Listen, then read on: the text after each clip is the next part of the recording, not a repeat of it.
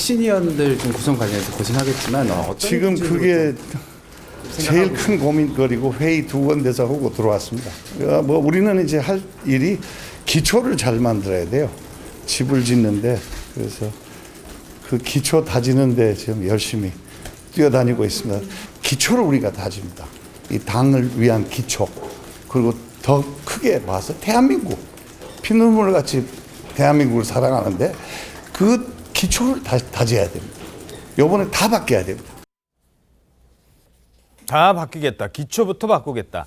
자, 그러니까 기자들이 궁금한 게 많을 것 같은데 그래서 전화를 했대요. 근데 전화를 계속 어제 거의 하루 종일 안 받았다고요? 예, 아예 연결이 되지 않는다고 하는데 이유가 이 인요한 위원장이 휴대전화 없이 모처에서 혁신위원 구상에만 몰두를 하는 걸로 알려져 있기 때문입니다. 이 국민의힘 당사에 지금 혁신위원회 사무실이 마련돼 있거든요. 이 사무실에 출근하면서 아예 휴대전화를 두고 왔다 이렇게 얘기를 했다고 하는데요. 집에다 아예 두고 왔대요, 휴대전화를? 예, 이게 보안을 유지하려는 게 아마 제일 크겠죠. 목요일까지 혁신위원장을 임명하겠다 이렇게 얘기한 상황이기 때문에 그때까지 취재진 등의 연락은 일절 차단하겠다 이런 취지로도 읽힙니다.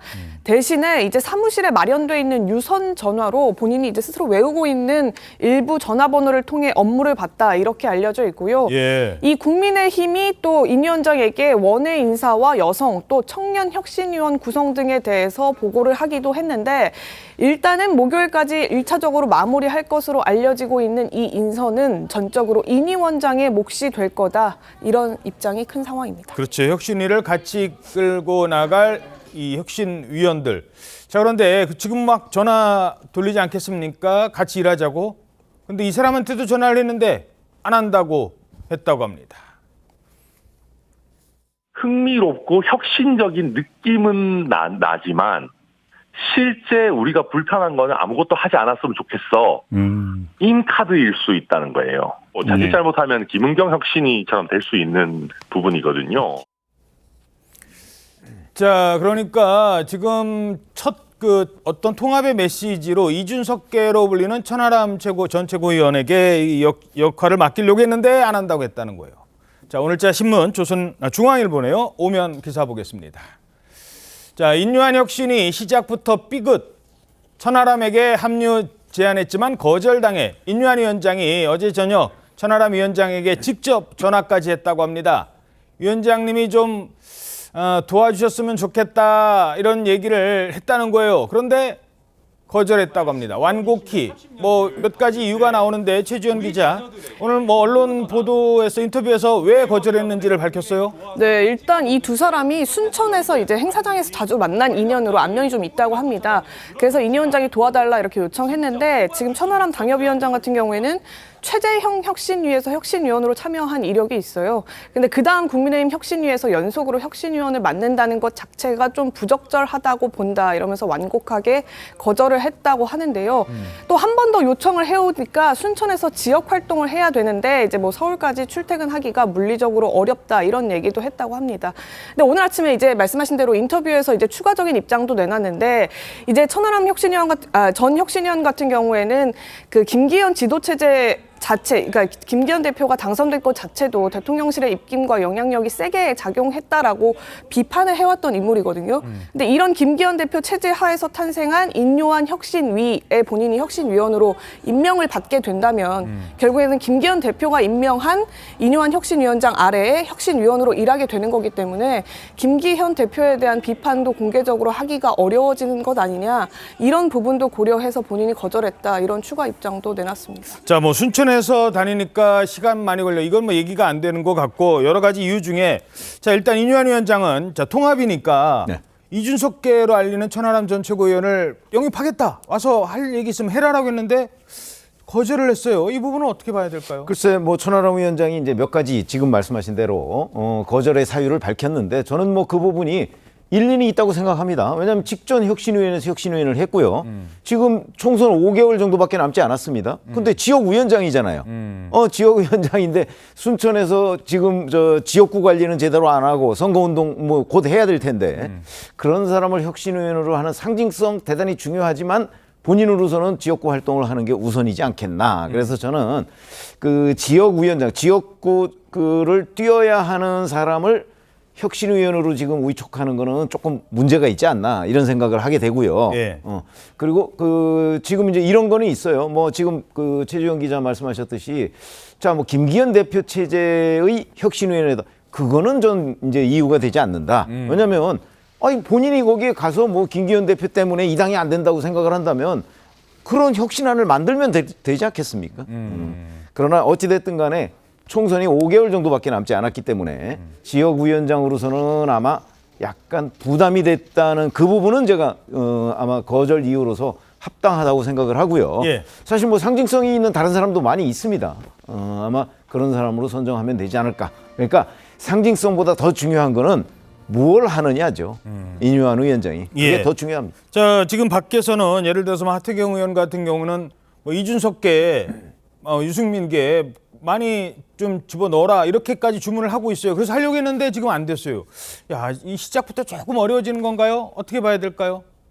아니, 그러니까 지금 저는 뭐 혁신위원이 누가 되느냐 이거보다는 그 인유한 위원장이 앞으로 그 내놓은 그 컨텐츠 내용물이 더 중요하다고 생각을 해요. 예. 그러니까 핵심은 뭐냐면 국민들께서 인식을 해야 되는 거죠. 엄청난 충격 요법으로 와 이거 완전히 이제 국민의힘 바뀌었네. 어머 진짜 변했네. 이번에 정신 차렸네. 이런 느낌의 무언가를 저는 먼저 내놔야 된다고 보거든요. 왜냐하면 과거에 뭐 민주당도 그랬지만 김은경 혁신위원장 하면 그때 혁신위원 누구였는지 아무도 기억 못해요. 그러니까 김은경만 눈에 띄었죠. 네, 그러니까 인요한만 아마 결국에는 눈에 띌 거예요. 국민들 눈에는. 그러니까 제가 볼 때는 뭐 통합의 의미에서 뭐 누구도 넣고 누구도 그건 다 좋습니다. 다 넣어도 예. 그건 상관이 없는데 저는 그 핵심이 그겁니다. 빨리 나는 뭘 하겠다. 예, 이거를 내놓으셔야 되지 않을까 싶어요. 위원장 리스크라는 것도 있을 것 같아요. 민주당 같은 경우에는 지난번에 처음에 혁신위원장 했는데 뭐 천안함 발언 때문에 문제가 됐었죠. 다른 사람 바꿨어요.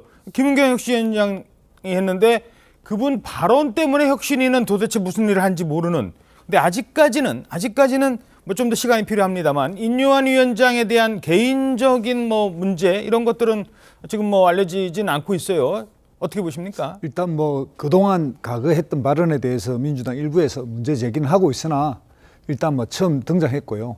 인유한 위원장이 지난 8월 달에 국민의힘 당헌 어떤 공부 모임에서 하신 말씀이 아주 그 정치인의 이제 갈등 그리고 자기 편끼리 모이는 거 이런 걸 이제 싫어해가지고 예. 그래서 첫 일성이 이제 통합이 나온 것 같은데요. 문제는 뭐냐면 통합과 혁신이 상당히 좀 반대 개념에 가깝습니다. 통합은 어쨌든 있는 사람 다 모아서 하자는 건 좋은 지지이긴 하지만 혁신은 이 중에 잘 못한 사람은 가리고 잘한 사람은 뽑자라고 하는 그런 정신이 이제 혁신이기 때문에 이 통합 일성이 조금은 이제 당내 갈등을 좀 무마하는 측면이 있지만 진정으로 좀 뭐 아픈 상처를 도려내는 일에는 좀 부적합하지 않느냐 이런 이야기고 아까 이제 정미경 의원이 말씀하시대로 인선이라고 하는 어떤 사람의 문제라기보다는 방향이 문제니까 제1선은 일성이 중요한데 이것은 암만 해도 지금 이제 당청 관계, 수직적 당청 관계가 너무 심하다. 대통령은 공천에서 손을 떼라 이런 이야기가 1번 나와야 될 거고 2번은 당내 기득권은 척결하겠다 이런 두 번째 일성 같은 게 나오는 게 중요하지 지금은 인선, 사람이 중요한 것 같지는 않습니다. 예. 자, 그런데 지금 임명 과정을 놓고 혹시 뭐 이분이 도와준 거 아니야라는 얘기들이 나오는 것 같아요. 김한길 국민통합위원장이랑 친하다. 그래서 그분이 뭐 입김을 넣은 것 아니냐 이런 얘기가 나오니까 바로 그 친분설에 대해서 이렇게 답을 했습니다. 그냥 선배님이에요. 김한길 위원장님이랑 또 매일 통화하는 친한 사이라는 보도가 나와서 별로 중요한 거 아니고요. 그 사모님하고 프로그램을 같이 만들어서 친한 사이다. 그런 뜻 외에는 아무것도 없습니다. 뭐 존경하는 뭐 김대중 때 선배님이에요. 자, 이게 지금 계속 언론에서 보도가 되니까 사실 위원장이 뭐 혁신위원장이 뭐 여러 사람 인요한 위원장한테는 큰 감투는 아니에요. 근데 뭐 이걸 가지고 앞으로 내가 뭐 정치를 하겠다 뭐 이런 상황도 아닌데 어찌됐든 문제를 지금 삼으니까 오늘 뭐 출근하면서도 비슷한 얘기를 했어요. 예, 오늘 이제 당사 그 혁신위 사무실에 출근을 하면서 기자들이 먼저 묻지도 않았는데 어쨌든 대기를 하고 있으니까 기자들을 향해서 적극성에 정말 감동을 많이 받았다 일단 이런 얘기를 하면서도 팩트를 좀 잘 확인해달라 이렇게 좀 일침을 날렸거든요. 그 예. 얘기가 바로 지금 이 문제에 대한 얘기입니다. 팩트 좀 확인하세요. 예, 김한길 통합위원장이 얘기한 것처럼 뭐 4-5차례 통화를 한 게 맞고 그리고 과거 다 합쳐봐야 그거밖에 안 되고 합쳐서 4-5번이다. 예, 그게 김한길 위원장도 그렇게 얘기를 했죠. 프로그램을 같이 한 이후로 4-5번 정도 통화한 적이 있다 이렇게 얘기한 김 위원장의 말이 맞다 이렇게 얘기를 하면서 예. 그 본인이 매일 통화한다고 얘기했다는 그 취지의 일간지 보도는 잘못된 보도다 이렇게 얘기를 콕 집어서 했습니다. 특정 언론사까지 지금 거론을 하면서 매일 전화한다는 건 사실이랑 너무 멀다 이렇게까지 설명을 하면서 적극 반박을 했거든요. 아마 사인 간의 관계도 있기 때문에 부담을 줄 수 있다라는 경우의 수를 고려해서 이렇게 적극 해명에 나선 걸로 보입니다. 이게 왜 문제가 된다고 생각을 했을까요? 보도 과정을 보면 김한길이랑 왜 친해? 뭐 이런 얘기는 왜 나온 건가요? 김한길 국민통합위원장은 누가 임명했죠? 윤석열 대통령이 임명했잖아요. 예. 그리고 윤석열 대통령의 뭐 제1 멘토다 이런 언론 보도들이 굉장히 많아요. 아하. 그런데 김한길 국민통합위원장이 만약에 추천해서 국민의힘의 혁신위원장이 됐다. 그런 사람들이 어떤 생각을 갖게 될까요? 아, 역시 윤석열 대통령이 또 지명을 했구나. 이렇게 판단할 거 아니겠어요. 간접적으로 거의 윤석열 대통령이 지명한 거나 마찬가지 아니겠나 이렇게 판단을 할 테니까 그렇게 되면 윤석열 대통령이 사실상 만들었다고 그동안 평가를 받았던 김기현 국민의힘 대표 그렇죠? 이어서 혁신위원장도 그럼 윤석열 대통령이 또 만든 거야? 이렇게 되면 이 혁신위는 출발부터 좌초될 가능성이 대단히 높은 거죠. 그런 점 때문에 지금 김한길 혁신위원장과의 그 관계를 지금 근데 저는 처음에 저 중앙일보의 인터뷰에 매일 통화하는 사이라는 게 사실인 걸로 받아들였었는데 본인이 지금 그게 잘못된 보도라고 얘기를 하고 있잖아요. 예. 그렇게 되면 이제 그 사실관계를 확인을 하고 김한길 위원장은 본인이 추천에 관여하지 않았다고 얘기를 했거든요. 그러니까 뭐 그거는 뭐 그 사람들이 안 했다고 해서 우리가 뭐 다 믿을 건 아니지만 적어도 이제 아니라는 부분에 대해서 이 현장 기자들이 조금 더 확인을 해야 된다. 그래서 인요한 위원장을 선임한 사람이 과연 윤석열 대통령에 영향을 미쳤느냐 미치지 않았느냐 이건 중요한 팩트이기 때문에 지금 저런 논란이 벌어지고 있는 겁니다. 예, 알겠습니다. 자, 어찌됐든 당은 지금 뭔가를 바꾸자, 고치자, 통합하자 이런 상황이잖아요. 그런데 이 상황에서 감정 싸움에 몰두하고 있는 인사들이 있다고 합니다. 이 아직도 싸움 안 끝났나 봐요. 들어보시죠. 1번 윤석열 대통령, 2번 김기현 대표, 네.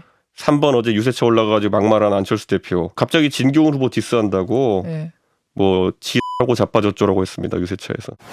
이준석 전 대표는 당을 비아냥거리고 조롱하면서 내부 총질만 일삼는 오만의 극치를 달리고 있습니다. 박근혜 정부의 은덕을 입고 어린 나이에 정치에 입문해 당 쇄신을 위해 지켜 세우고 대접해 주었더니 오만 방자함이 극에 달했습니다.